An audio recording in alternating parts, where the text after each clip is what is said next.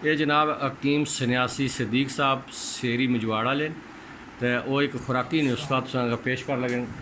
दोस्तों की गुजारिश है कि इस ने पर गौर करो और सुनो। हाँ जी, जनाब तांबा सफेद करने। ठीक है। ये जनाब एक पैसा तांबे में ले लो, टोवा पैसा ले लो, वो पैसा है, ठीक है। उसके जनाब गाय ना दूध 4 तोले, गाय ने दूध 4 तोले, ठीक है। ये फटकड़ी सफेद 2 तोले, फटकड़ी सफ़ेद 2 तोले, ठीक है। इसकी जनाब उस पैसे की 21 बजाओ दो, ठीक हो गया, यानी फटकड़ी दूधा च बनी है। हाँ ठीक है। बजावा दे। फिर उसने जनाब बचा मुआद फटकड़ी तो दूध ना मुआद जरा थोड़ा बजिया जरा वो जनाब 2 से लाख की मुंडी लेनी है, अकनी मुंडी, जल, ठीक है। उसने भी जो जनाब बड़ी सलाह कराओ तो अद्धा मुआद जरा थले रखो, अद्धा ऊपर रखो, टोवे के बीच रखी हो, ढोवे के बीच रखो, ठीक हो गया। फिर उसमें जनाब बड़ी गिरकमत करो, गिरकमत करके जनाब फिर उसकी एक मान को अग दो, ठीक है। अग देने के बाद सवेरे ठंडा हो गया कदो नीचू पैसा थोड़ा सवैद आना लेयर पास निकल सी, ठीक हो गया। एक चावल देना खुराक मक्खन ना, तो यह खुराक है सारियाँ, ठीक है। ਜਿਹੜੀਆਂ ਲੋਕਾਂ ਛਪਾਈ ਰੱਖੀ ਉਹ ਜਨਾਬ ਮੱਖਣ ਨਾਲ ਖਾਣੀਆਂ ਤੇ ਇਨਸ਼ਾਅੱਲਾ ਨਮਕ ਤੋਂ ਮਦ ਇਹ ਜੋੜਾਂ ਦਾ ਲੰਚਿਆ। ਉਸ ਤੋਂ ਬਾਅਦ ਸੋਜਾ मोटापा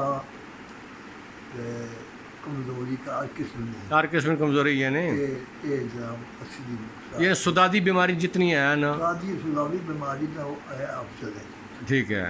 बस यानी फालज लकवे राशे तक देता जाए सकता, जिस पासा लाओ जी, ठीक हो गया। हाँ खुराक को समझने हो कि किस चीज़ ना, हाँ बिल्कुल, दूध मक्खन ही देना उसकी, जी हाँ दूध मक्खन देना ज़्यादा इंशाअल्लाह तो बंदा ठीक हो गया। मेरी आजमूदा चीज़ है, ठीक है।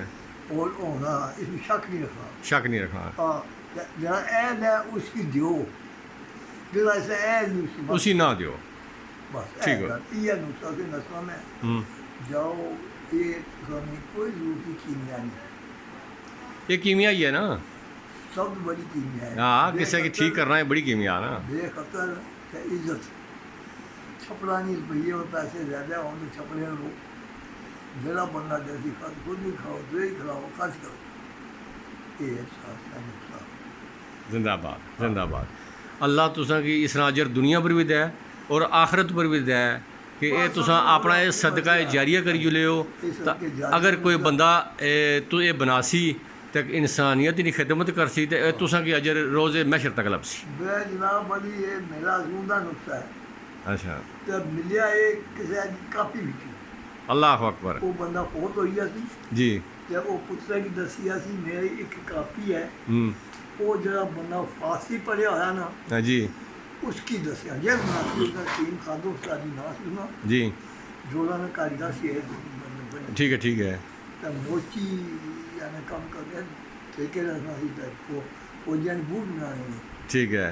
तो उसने मैं जनाब बड़ी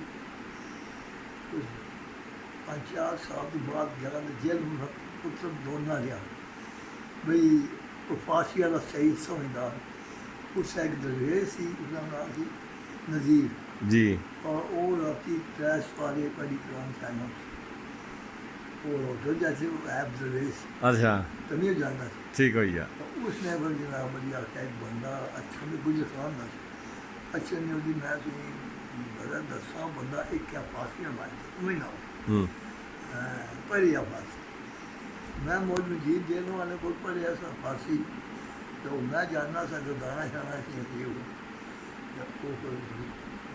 मैं क्या एक नुस्खा सिर्फ मैं ना करना नुस्खा नहीं वो उसकी दूसरी हो जाए, पढ़ी आपको है बाकी यार